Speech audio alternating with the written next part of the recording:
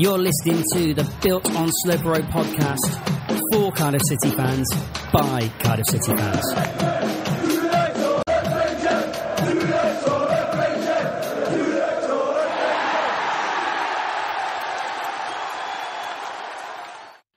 Welcome to Built on Slope Road. Thank you very much again for joining us on what is our third pod now. So if you've listened to us before, thank you very, very much. If you've not listened to us before, then welcome for the first time. We've got a superb pod again for you this week, packed full of great stuff. We've got the boys here who I'll introduce to you in a second.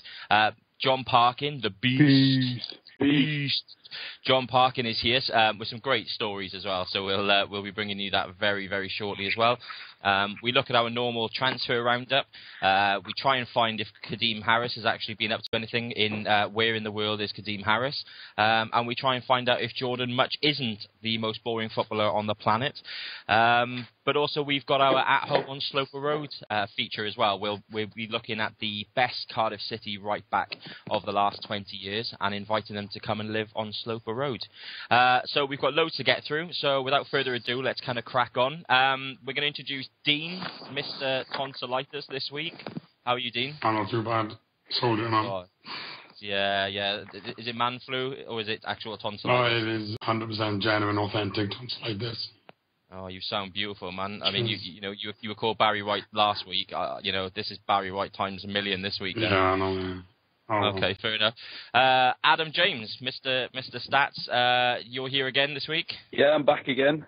More stats. More stats, good. We'll be coming to them.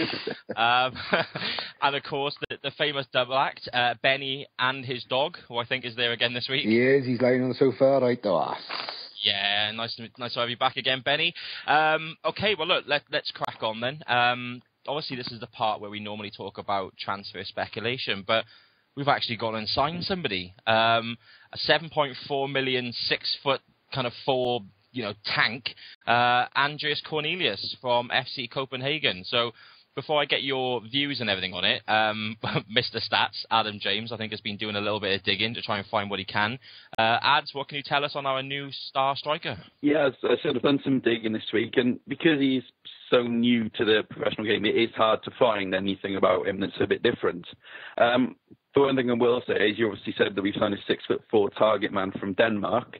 It's kind of like somebody's taken Nicholas Bentner, taken all the crapness away from him, knocked 6 years off his life, and made him better. Brilliant. Okay.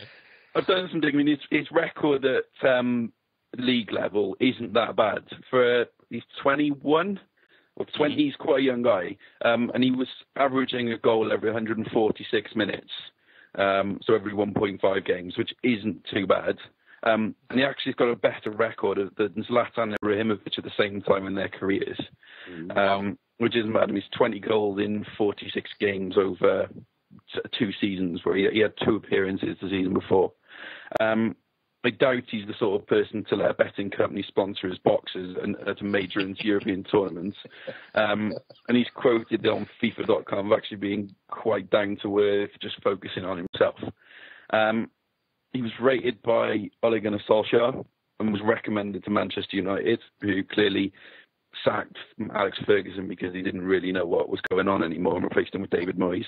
And he has been, he has been chased by Premier League clubs before. In March 2013, an article on Sport Witness said that 9 Premier League sides were watching him at that time and 31 scouts had been sent. Which is pretty good going. And he is the most expensive player to be bought from Scandinavian football of all time. So that's something to be sort of either proud of or concerned of. Let's see how the season goes for him. What, he was even more expensive than Ivan Leonhardsen? Let's be fair. Wasn't it at that time the biggest transfer was Andy Cole at 7 million? Oh, okay, fair enough. So we're going a bit old school with the Oyvind Leonhardsen and Klaus Digvam and people like that. So yeah, obviously Kavame as well, the old Liverpool fullback. That's a great stat, though. To be fair, you never let us down with your stats and everything. He has got the most boring nickname in the world, though. Sorry to interrupt. Go on. What's his nickname? Corner. Corner. It's spent ages trying to find out why. I thought, is he any good at corners? Does he score a lot of goals from corners? Does he take a really good corner kick? Does he always eat the corner of a square pizza? Don't know. It's obviously a Muller corner yogurt, isn't it? Obviously. Or it could be the fact it's a derivative of Cornelius, possibly. That's what I ended up thinking. Entertaining is the reason why. And I think it's just part of Cornelius has come from there. Okay, so corner to Cornelius is adds to Adam over here then. Okay, so, yeah, okay. So he's going to be up there, obviously, having wild nights with Jordan Much for the sounds of it.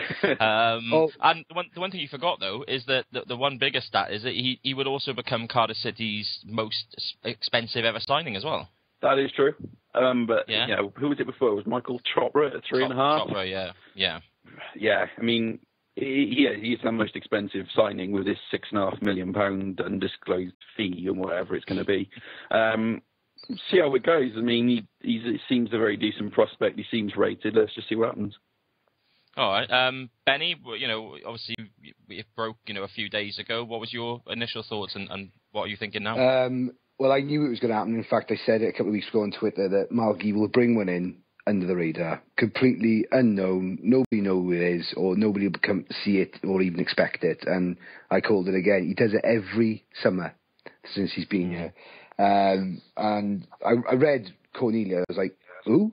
Because I came on Twitter, I left Twitter alone for a couple of hours, came back, we'd signed someone. So I was like, oh, sweet. I had a look at the YouTube clip, but obviously I'm always quite skeptical, you know the word, about the YouTube clips, purely because I could be made to look good by putting all my best bits together. Do you know what I mean? But, sure. Well, awesome, mate, I tell you. I'll be having a phone call from Marky in a minute. But no, it's, so what I looked at it and I thought about this is if it's only one season in Danish football, then he's got a hell of a lot of highlights in one season. And some of the touches he was putting in, there was that one long ball from the back, and I think, Ads, did you say he's going to love the diags or something from Ben Turner? Yeah, Turner loves to play a diagonal ball, so if Cornelius has got a better touch than Bentner, then he should be fun with it. Exactly. But he scored, he took it lovely and just blasted past the last man, and some of the goals look superb. I think he's going to be a very, very good signing for us. I got to be honest. Pulis was scouting him, and he loves a big striker, doesn't he?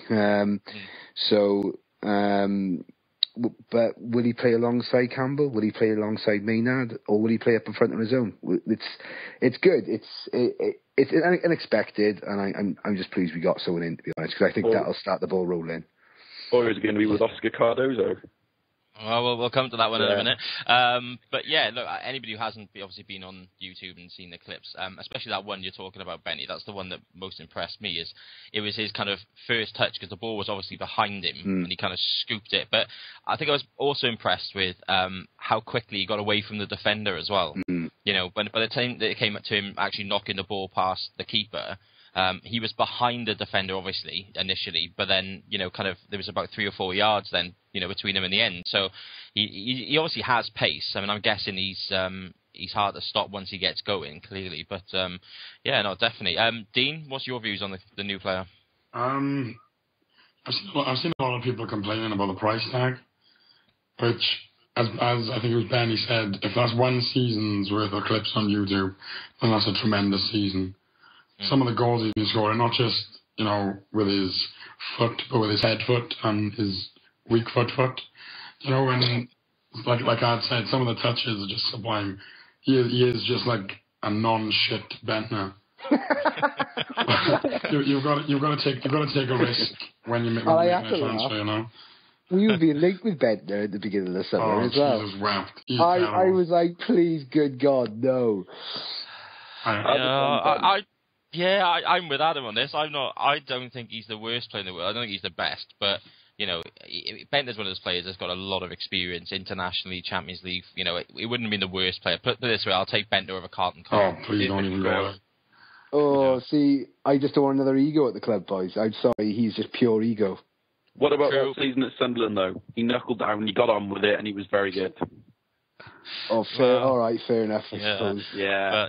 But, anyway, we're not signing Nicholas Bentner. So, anyway, so, leader. No. No.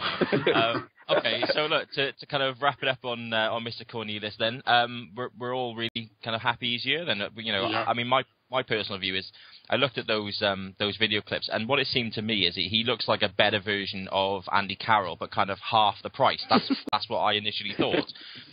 Which people say, don't they? You end up paying more because players are English, and you think, well, maybe West Ham missed a bit of a trick there because, like you were saying just now, Dean, Cornelius loves a header, and he's got a bullet of a header as well.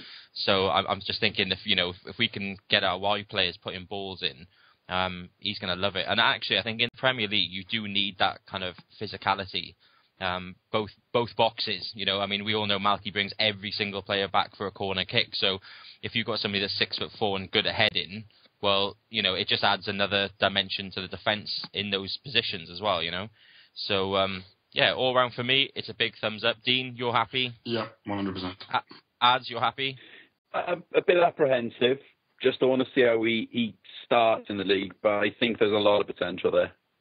Okay, Benny? Well, I see photos of him, and I reckon he's got a little bit of tinge of ginge, so my Jaffa sense is definitely tingling on this one. Jaffa sense. All right. Okay, so that's Cornelius. To be fair, there's not too much. Without raking up old ground, we can't do Thomas Ince for a third pod, other than the fact that at the time we're recording this, it's come out a little while ago that Paul Ince now has admitted that a fee has been agreed. So he's also said that he's going to be speaking to his own son in like 10 days' time. So obviously relations in that household aren't great, but then it's Paul Ince, so why would it be? So the only other one that's been linked this week then, which to be fair, maybe all of you listening to this want us to talk about Oscar Cardozo. I'm not going to spend too much time on this, just purely because this seems, well, what would be the most ludicrous signing in one of the most ludicrous signings in the history of the Premier League. Cardiff City surely cannot sign Oscar Cardozo. I mean, I've seen him called world class. I'm not quite sure he's world class, but he's pretty excellent, let's be honest. European, giants in Benfica, linked with Man City. Dean, we're not going to sign him, are we? No. Okay. No, that's just simple as pie in the sky. Move on. Yeah, I think so. Ads, what are you thinking of him? I'd bloody love to sign him just to piss off Man City. Just so they still haven't got a striker. Just to piss off Man City. Let's spend 50 million quid so they still haven't got a striker. But it's not going to happen. Okay, yeah. I mean, look, let's just put this out there. I want Oscar Cardozo. Absolutely want him, but I just don't think it's going to happen. Benny? Oh, I saw it. It says it's Sky Sports sources, apparently, in Italy, isn't it? Or something like that. Yeah. I can't see it happening, boys. He's a class act. There's no way. I mean, this would blow the Robbie Fowler signing out of the water, let's be honest, yeah? It's not for me, boys. I can't see it happening. No way. Okay. So, yeah, I don't want to spend any more time on that because I think it's a little bit silly anyway. Okay. What about Wanyama? Wanyama, is there any more? I mean, they're saying that they're talking about upping the bid and everything again. But I mean, look, it's kind of like the Thomas Ince one. Do we really need to carry on spending too much time on this? Look, I don't know if it's going to happen or not. I would like it to happen, but I think we'll just have to see. I think we'll cover him again. If and when he signs. Yeah. But for now, we'll just kind of see how it goes. Okay, so I think that's everything covered as far as the transfers go. Last week we uncovered a bit of a new feature called "Where in the World is Kadeem Harris?" Obviously, nobody ever gets to see him play. So basically, it's up to Twitter and Instagram and all these different places to find out what, in fact, Kadeem Harris is actually up to. So last week we had Adam stalking him. This week we've got Dean. Dean, has Kadeem been up to anything this week? He actually has. He's bought a new car. Has he? Yeah, okay. Which he hopes, and I quote, will bring him some luck, which basically I think he's hinting at a bit of game time. But that's what he's been doing pretty much, is buying a car. Buying a car, okay. So yeah, can't remember what it is. Any idea of the car? What he's gone for? I didn't see. I know it's white. Obviously. I sound like a woman, but I didn't check it out. I was more gobsmacked the fact he's actually doing something. So he's been up to something. All right, okay. Well, that's exciting. Someone who isn't exciting, as we all know, is Jordan Much. We said last week, worst tweeter of any footballer on the planet. Absolutely terrible. So, Dean, I'm really hoping that you've got some news and that Jordan Much has been up to anything exciting this week. No, nothing at all. Right, okay then. So typical standards from Jordan Much then. Okay, well listen, we come to that point in the podcast where we invite a special guest on, and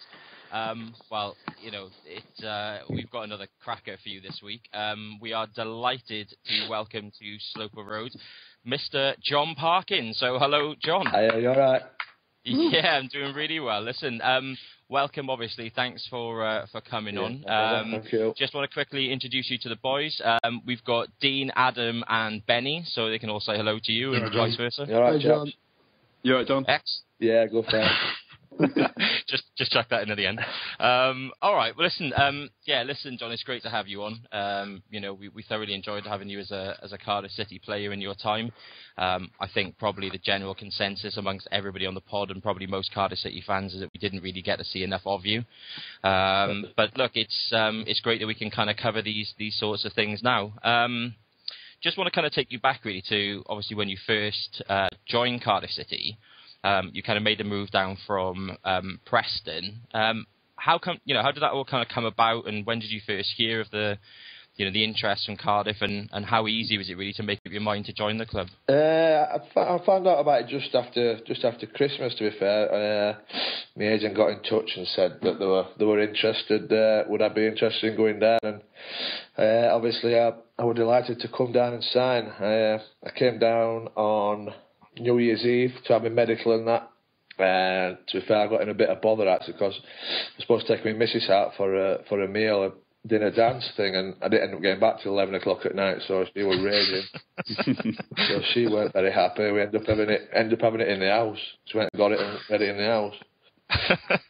All right, okay. So, and we all know who the boss is then in that relationship. I think anybody who tells you different's lying, I think. All right, so I mean, how quickly do you kind of settle in? And I mean, we all know you scored a bit of a cracker on your debut away at Norwich. I mean, talk us through, how quickly you settled in, and that goal really then that set everything off. To be fair, it were a little bit tough to start because obviously I was injured when I first signed. Obviously, when you join a new club, you're only getting in training and that and playing games, so it was a little bit tough. But to be fair, Hudge took me under his wing. I've obviously played against Hudge quite a few times, so I clicked straight away with Hudge. Ended up moving about 100 yards from him, to be fair. I think he got fed up with us in the end. And then, so after once you start training and start playing, it becomes quite easy, really, to be fair. Yeah, and when it came to that game then at Norwich, you were obviously champing at the bit, and talk us through that goal. That must have been pretty special on your debut. Yeah, it's obviously nice to score in your debut. You get off to a good start, and just a shame we couldn't hang on. I think they scored it 93rd minute or something like that. I think so. Bit gutting towards the end, but obviously it's nice. It's nice to score in your debut. Yeah, I pretty remember that game and just being just gutted. In the end, I think it worked out that if we had hung on, we would have got up instead of Norwich, I think.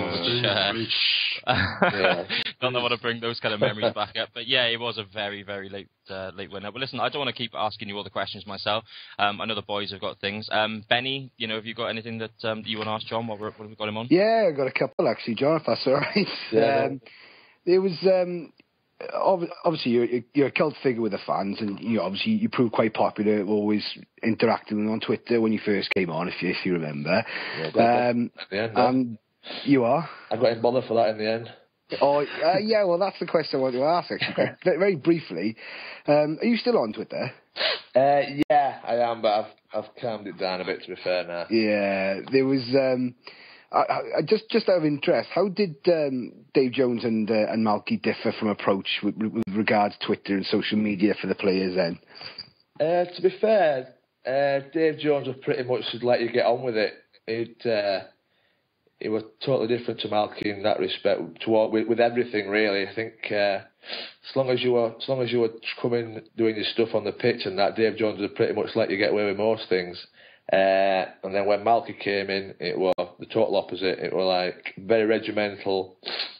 These are the rules. Stick to these rules, or you're obviously in a bit of bother.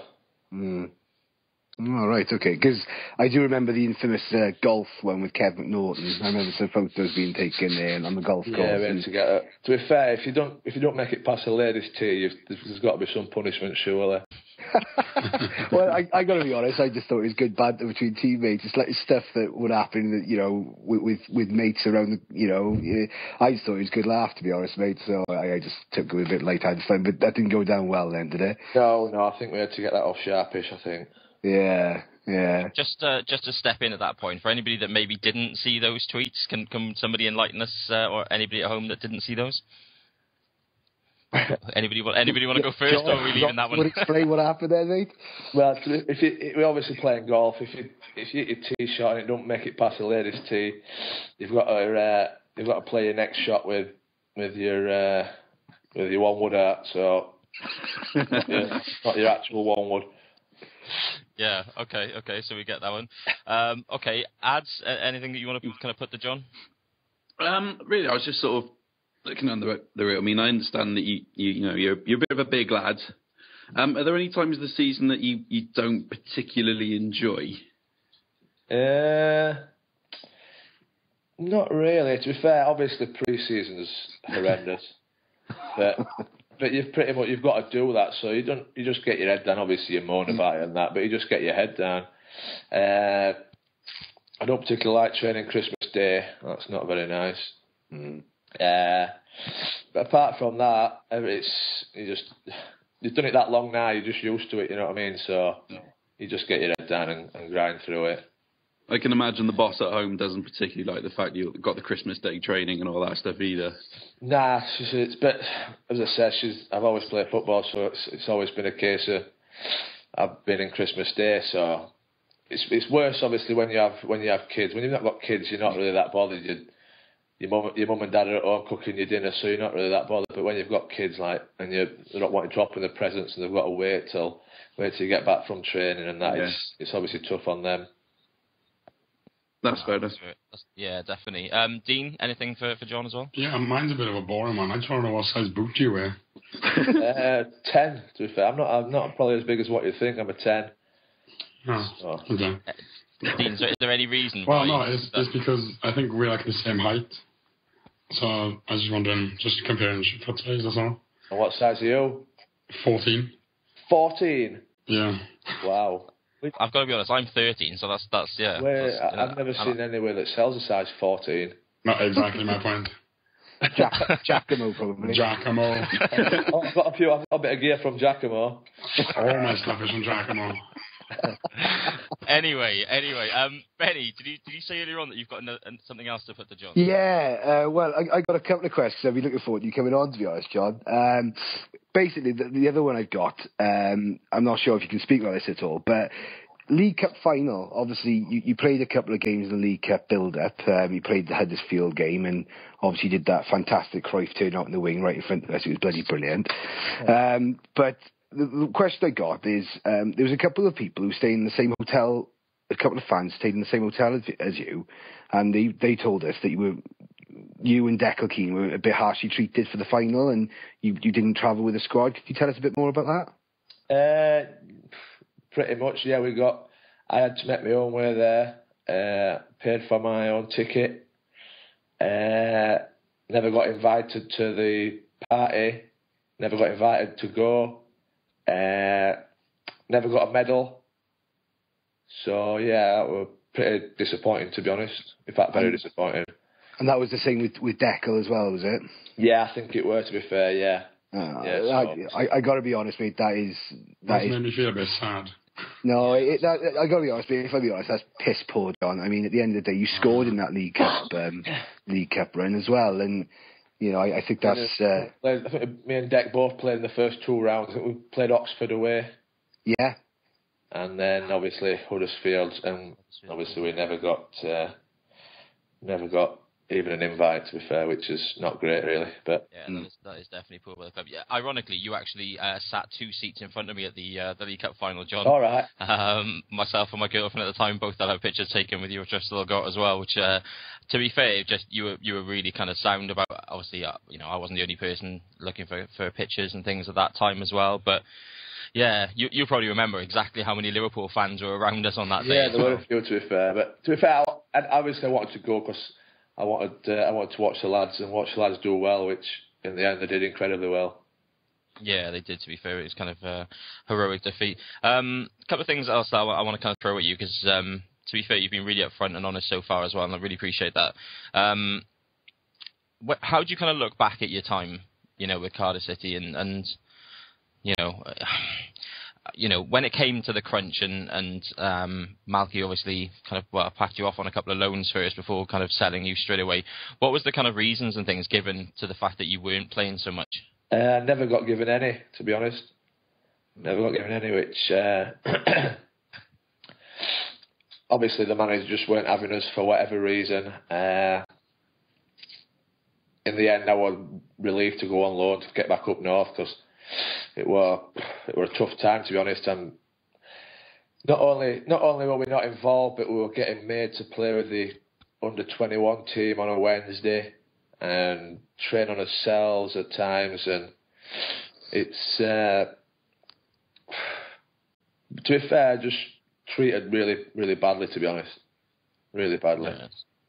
Yeah, it's bad to hear, I guess, because, there's been so much kind of positivity around the club since Malky came in, and obviously his approach. So it is really interesting to hear from the inside, I guess, somebody that's kind of seen it firsthand and what really kind of goes on. And I mean, what are you saying then? Would you say that there's kind of favourites in the squad and obviously people that were kind of ostracised out of it in the end? Not so much favourites. I think just obviously the manager don't want you.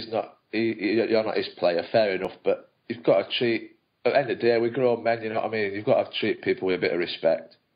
Mm-hmm. Like I can remember once when I came back from one of my loans, and we were training, and we warmed up, and we did his wallop and that. And then I just got sent, I think it was me and Gabor G-Pez, and we just got sent to the fitness coach just to go and run. No. You know what I mean? We weren't even allowed to train, you know what I mean? It's obviously, if the manager don't want you, fair enough, but treat you with a little bit of respect and treat you properly, do you know what I mean? That's pretty much minimal all you can ask for. Yeah, I actually remember speaking to you before one of the League Cup games. I can't remember which one it is now, but you were, I'm pretty sure you had just come back off loan from somewhere, and I think like the game was like the following night or something like that. And I was actually sat in the grandstand behind the away dugout, and I kind of came across, and I was actually surprised that you weren't going to be playing that night. And I just remember saying to you, how comes you're not playing? And you just shrugged your shoulders, and I just said, are you fit enough to play? And you just kind of went, yeah. And I kind of sensed then that obviously something wasn't right, and that maybe this, your kind of time, I suppose, was pretty much up, I guess, at the club then, Yeah. So yeah, that's probably the worst thing about it. Obviously, people move to different football clubs and things don't work out for whatever reason, and it's disappointing because I feel as though I had a bit of something to give. You know what I mean? Yeah, definitely. Okay, boys, I just want to know if any of you have got any more questions, because I don't obviously hog the limelight and everything. I got one, if possible. Oh, yeah, go on, Nads. With what I heard from yourself, John, why there was a number of players left the club when you left the club. The rumour I heard about yourself, Darcy, Andy Gerrard, was to do with your diet and the fact you didn't come back to the club in the shape Malky wanted you to be. Is there any truth in that at all? I'm not sure. He never said anything to us about that. But to be fair, Malky obviously didn't know what sort of we were like before we left. Do you know what I mean? If he were there the season before and he'd said to you, right, I want you to come back at that, and you don't come back at that, obviously, then that's when you can say, right, well, obviously, you've not come back at that. But obviously, people are all different shapes and sizes and whatever. Yeah. As long as you're fit to go on the first game of the season, that's the main thing, I think. I've always been this size, you know what I mean? Yeah. I've been this size since I was 18-year-old, probably younger. So that's just the way I am. If you don't like it, obviously, get rid of me. Which is happening. Yeah, definitely. Go on, lads. I was just going to ask as well, are Kenny Miller's penalties that bad in training as well? Oh, no. No, to be fair, I don't know. It's harder than you think, like. No, like, it's... obviously, but it's just pressure in it. I think if you took 100 penalties in training, you'd probably score 98. It's just in all fairness, ads. If we're thinking about that League Cup final, it's not just the penalty that I'm thinking that he missed a glorious chance. I think just like a second before the end as well. Yeah. So I mean, there was that one. But anyway, Kenny's kind of been and gone now. Dean, Benny, I don't know if you've got any more as well before I ask another one. Well, yeah, I got another one, John. You say about Gabor Giepes, obviously you were training with him. I actually remember you outpacing him in that fateful day when you played against us for Preston, and you ruined our chances. So when you signed for us, I was like, oh God, we already signed us, we wouldn't score against us. But what do you remember about that day, mate? Do you remember anything at all about that day, and what was it like? The biggest thing about that day, because obviously I think you were maybe third, were you? Yeah. But you had 4 games in hand, something. It was that 6-goal swing. You just completely turned it on its head, and you just dropped out the playoffs. Well, I said to I was speaking to Jay Bullthroyd before the game, and he came to Stoke while I were on loan. Well, he came on loan to Stoke when I was at Stoke, and I says to Jay, I says, "Oh, you've got a great chance like that, haven't you, this year?" He went, "Yeah, we'll dig you out today, and then we'll beat so and so on Tuesday, and then that should be us." Right. And then obviously we bet you 6. And I keep telling that story when people ask me what he's like, Jay. I say, well, I've got this story about him, and it just sums him up really. Yeah, that does. Was he sat on the floor when he was telling you that? I'll say another thing as well. I remember Roger Johnson. I think Roger Johnson played in that game. Yeah. And I think it might have been 5-0, and he's raising his arms, and I can't play with these. And on about obviously the rest of the lads. I says, Roger, you're getting dicked 5-0, and you're killing the lads. And he's like, I just can't play with these. And we're like, oh my God, come on, Roger, you're having an absolute tonker here. You know what I mean? He was as bad as everyone else, if not worse, and he's just killing everybody else. But I just remember that game so vividly, and it gave me nightmares after it. I honest to God, and the one thing that gave me my nightmares was you outpacing Gabor Giepes. I was like, oh my God! Like I'm deceivingly quick when I get going. I know you are, mate. I see that happening. In all fairness, if it's Giepes, it was lucky that he didn't kind of rugby tackle him and bring him down. No, I probably start with Giepes. I got problems on that kind of Leicester game. John, I can't remember if it was that game, the 6-0, or whether it was the 1-1 at the Cardiff City Stadium. But I do seem to remember you having a bit of bother where you kicked the ball into the crowd. Yeah. And actually managed to break somebody's arm. Yeah. Well, a funny story about that, actually. Obviously we scored, and I've just lashed the ball, and it's obviously gone into the crowd. And I ended up having to see the club solicitor about it, because obviously they must have been suing the club or whatever. So I always just giving me a statement or whatever. And then when I signed for Cardiff, someone tweeted me saying, "You broke my dad's arm." And I was like, "All right, well, tell him I'm really sorry about that." And he says, "Oh, no bother, we got a new kitchen and a holiday out of it." Everybody knows, John. Wow. Because we got a new kitchen and a holiday, so don't worry about it. Can you just give him a signed shirt and some boots, and he'd not have been happy with that? I don't know if he must have got money from the club's insurance or what, but yeah. That's amazing. That's to be fair. Okay. So look, there was around that time there was a lot of players that were labelled in the squad as having big egos, especially people like Gerrard and things. Would you say that is the case? And if so, who basically had the kind of biggest ego at the time? Name names, John. To be fair, mate, Jez has not got a big ego. He's just loud, and you just need to know how to take Jez. If you take him with a pinch of salt, it's fine. He's a good lad, actually. The main egos will be Jay. I won't have thought that'd be a surprise to anybody. No. and Chops. probably Chops as well. Yeah. They once having an argument about who got the most D&G gear. Oh, wow. To be fair, Chopper was odds on then. Yeah. To be sorry, I know I have to do that. Jack. Well, sorry. As well, because we're talking to you, John. You scored that goal against Norwich, right? It was actually my birthday weekend. We'd gone to Hooters for my night out. You guys, I would assume, you were all coming back from Norwich. Yeah, we went in there that night. That's right, 9 o'clock on the dot. Chops was outside Hooters. I was like, what the hell? Yeah, we flew back. In fact, we were drinking Cosmopolitans as well. In Cardiff.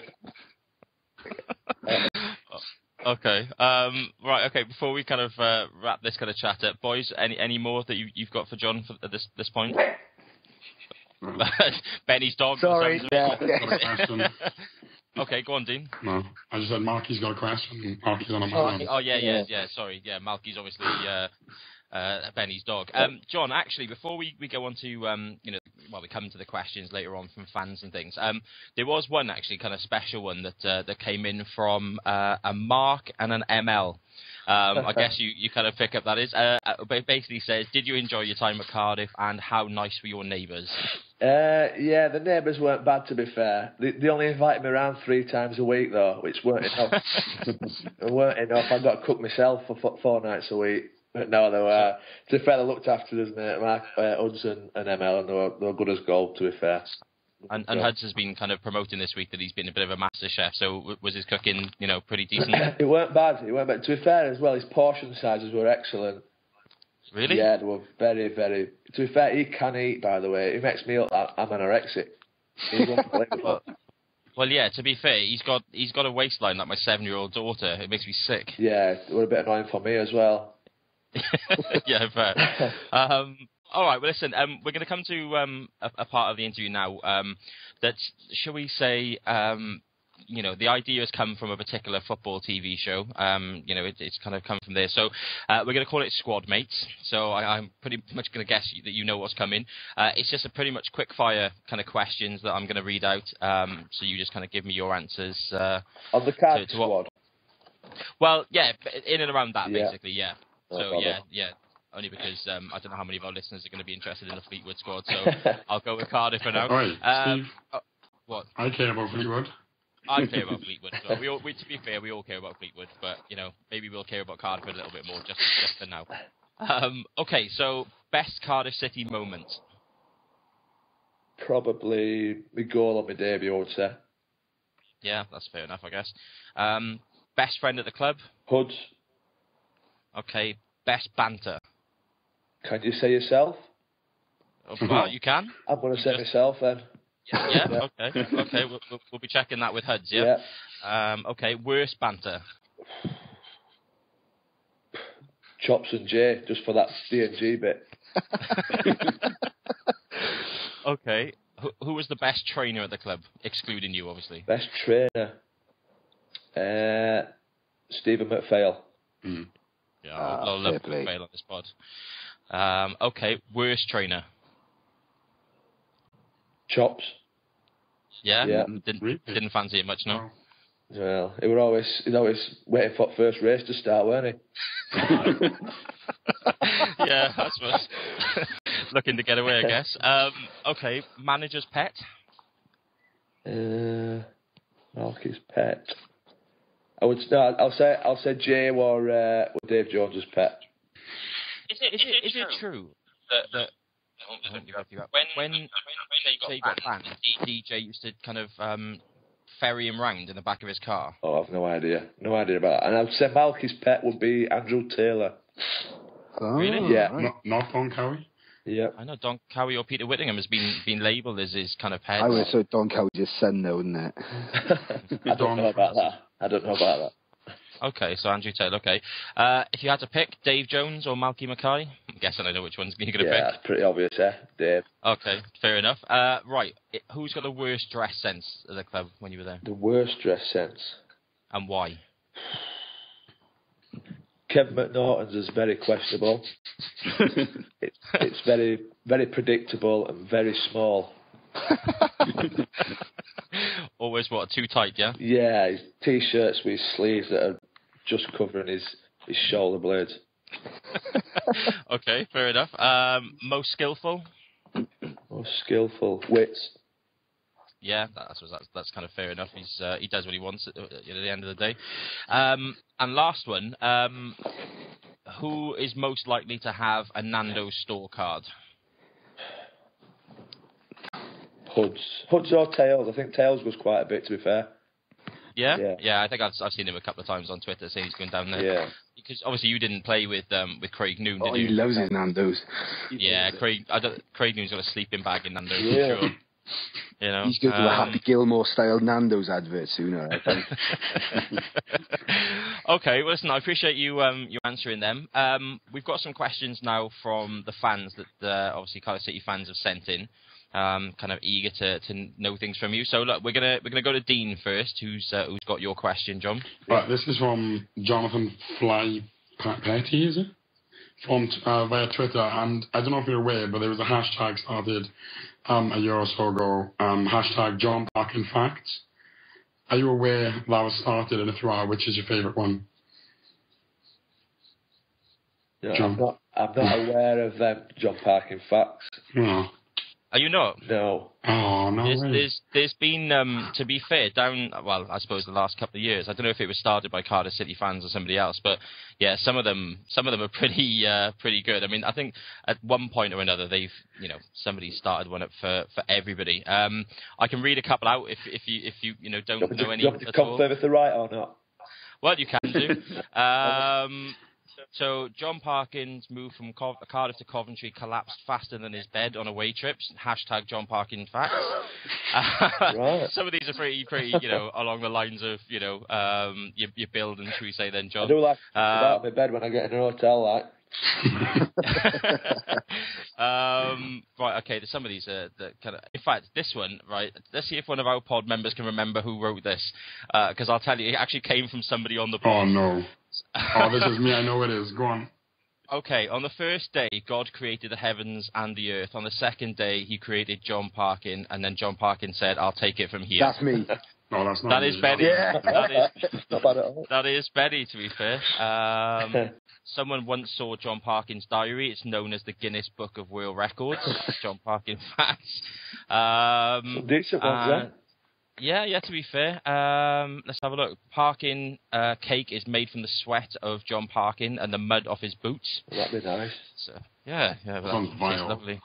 So basically, there's obviously a whole hashtag which you can check out on Twitter, which I know you're desperately going to do as soon as you finish. So obviously you haven't got a favourite then in that case. No, but I like the bed one. Yeah, I like the bed one. Okay. So we'll try and find out who that was, and then do that for you. So those obviously are the the Parkin facts and everything. Benny, I think you've got a question as well. Yeah, John, this was coming from Canesta on the via the AAMB forum. Do you regret your time at Cardiff City Football Club? No, I wouldn't say regret it. I would say I was regretful of how it turned out, but no, I'd never say regret. You can't regret anything, really. No, that's true. Just wish I'd obviously had a bit of a fairer crack of the whip, but I think it's strange that like fans took to us so much when I hardly ever played. Do you know what I mean? Yeah, but I don't know. I'll let the other boys answer this as well. But I mean, I think from my point of view is that you always gave everything you could, and I think that's all Cardiff City fans want. We soon kind of take a dislike, I mean, look, Jay Bothroyd in his final season scored something like 23 goals or whatever it was, and was one of the top scorers in the league. But he still got hammered by fans because he spent all his time on his arse and never looked like he cared. And that's the difference, I think, in that you may not have got the game time and only scored a couple of goals, but you actually gave blood, sweat and tears for the club, and that's all Cardiff City fans wanted. And that's why we wanted, I suppose, to see you a little, play a little bit more. So I don't know if the boys can back me up or disagree or whatever on that case. I don't know. Yeah. Pretty much what Steve said. You weren't following that our crap. I run around a lot. I don't think anyone would ever say that. I mean, look, I remember the time that you signed.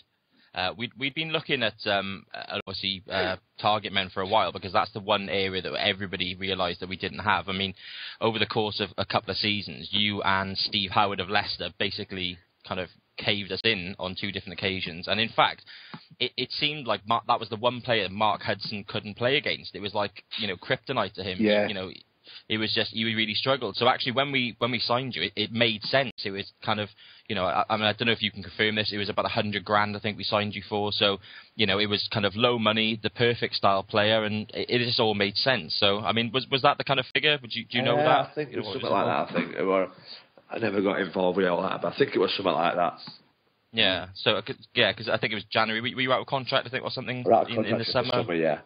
Yeah, so obviously it was going to be low money. So I mean, that's why I think it kind of made sense. Sorry, Steve. I think as well you had cult status as well with the fans. I mean, like I said at the beginning of the interview, you had that status. You interacted well on Twitter with the fans as well. And I remember hearing a few stories about. Obviously you were quite friendly with Dudders.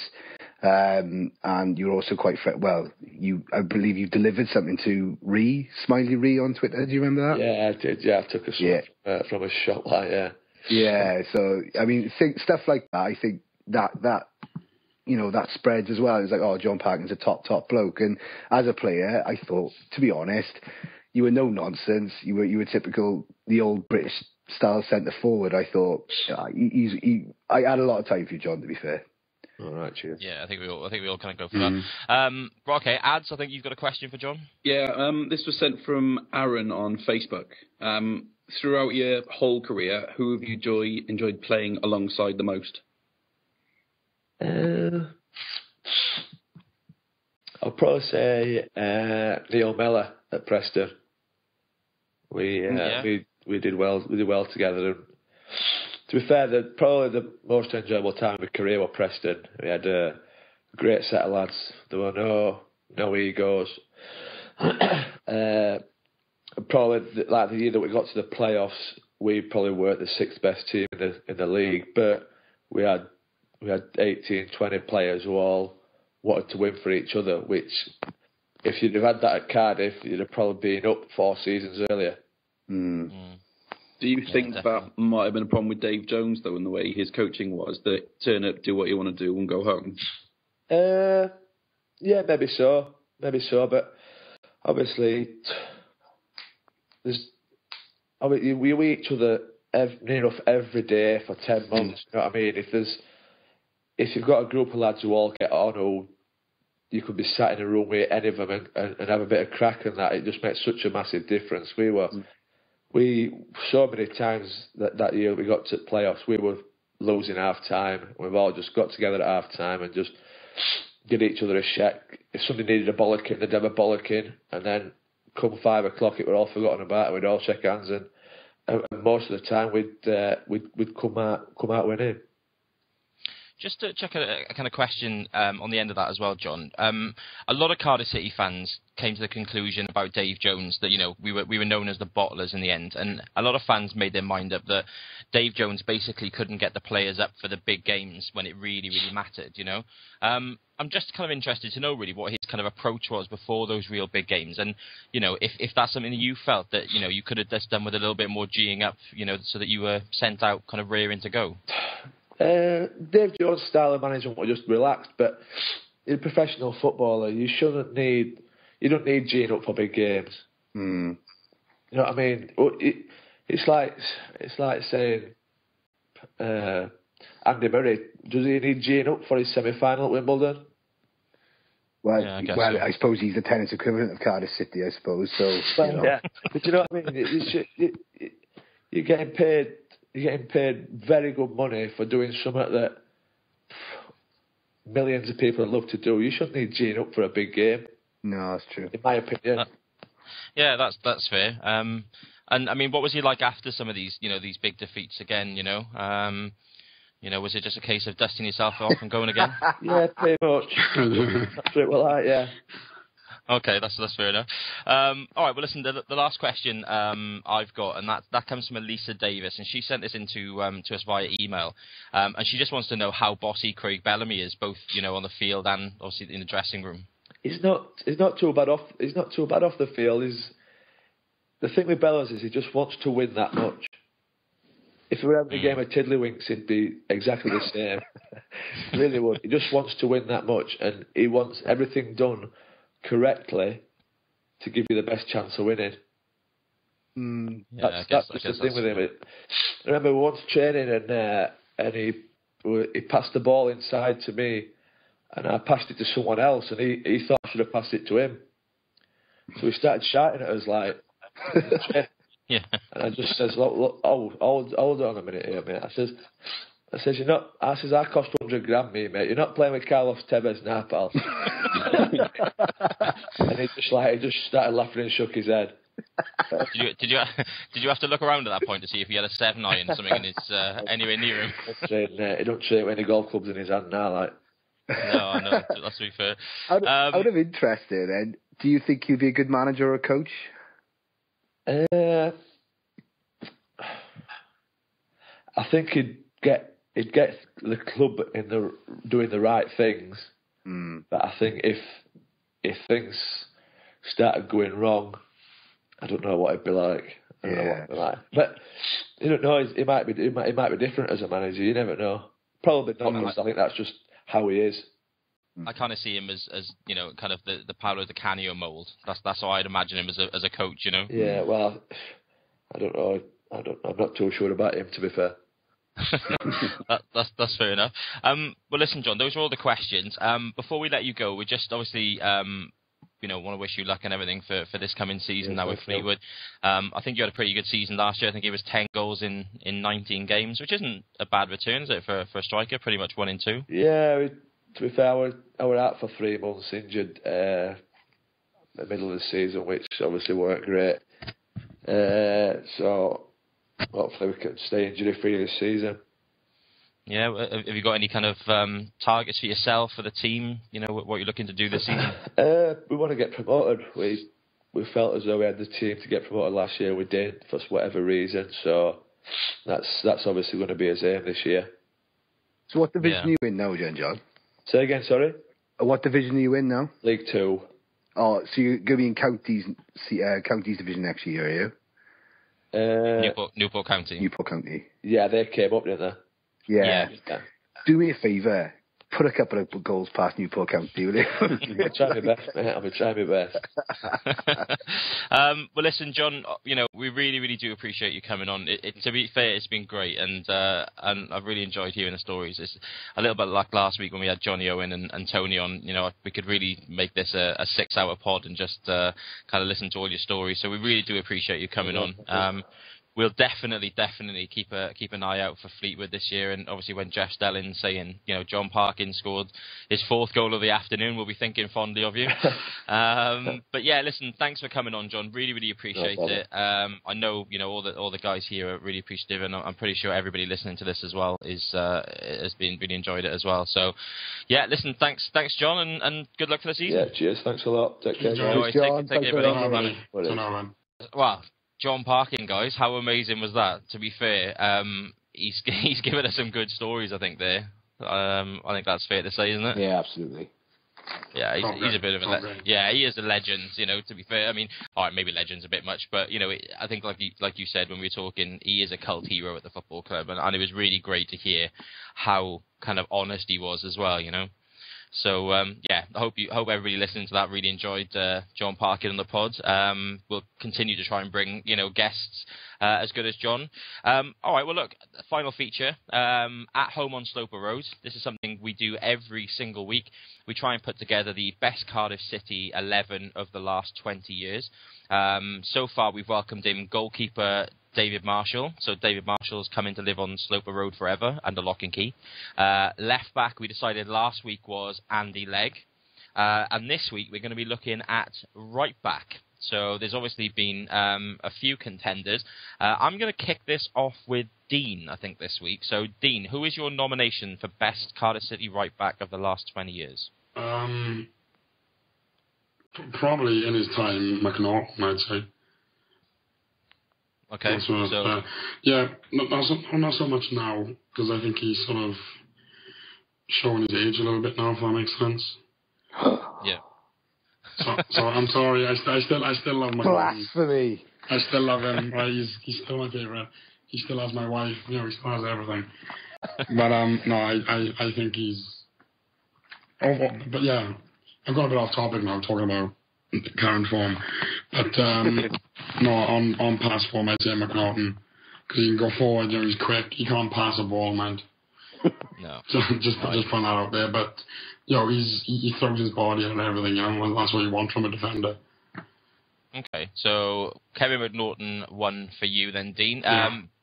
Benny, I'm guessing you're a fan, given the gasp that you just made when Dean kind of slated him slightly well, obviously, there. because it's built up, it's over 20 years, I cast my mind back. Obviously, Mark Delaney, I had the pleasure of watching that goal. It was class. I think, but obviously at the time and the climate the club was in at the time, we were just selling players that we were bringing in all the time, and I think if he had stayed at Cardiff City, he would have been easily the best right back ever at Cardiff City. I honestly say that. But Kevin McNaughton is, in my generation, by far the best right back we had. As Dean said, he can't pass, and he definitely can't bloody cross. A couple of times this season, he was about to put a ball in, he kind of looked up and people were shaking their head in the crowd, and he went, oh, back to you. But no, he sticks to what he's good at. I mean, how many goal-saving tackles he put in the last couple of years? Do you know what I mean? He has been outstanding. He went into... The best performance I saw him was that game against Swansea when Bellamy scored, and he put in the centre-half performance of a lifetime. And he wasn't even supposed to be playing centre-half that day. But he's just so versatile. It's Kevin McNaughton every time for me, and he's got the best song ever at Cardiff City.